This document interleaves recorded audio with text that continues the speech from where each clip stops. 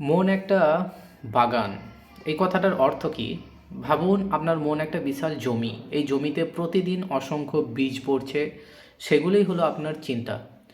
যদি আপনি সচেতনভাবে ভালো বীজ বপন করেন, যেমন বীজগুলো কী হতে পারে? আত্মবিশ্বাস, কৃতজ্ঞতা, লক্ষ্যনিষ্ঠা, তাহলে সময়ের সাথে সাথে সেগুলো ফুলে এবং ফলে পরিণত হবে।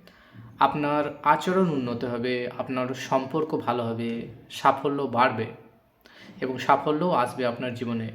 কিন্তু যদি মনকে অবহেলায় ছেড়ে দেন, তাহলে ভয়, সন্দেহ, হিংসা ও হতাশা আগাছার মতো বেড়ে উঠবে।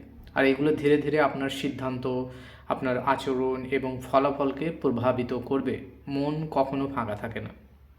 আপনি বাগানটি পরিচর্যা করবেন, নাকি আগাছাকে নিয়ন্ত্রণ করতে দেবেন আপনার বাগানটা, সেটি হচ্ছে গুরুত্বপূর্ণ প্রশ্ন।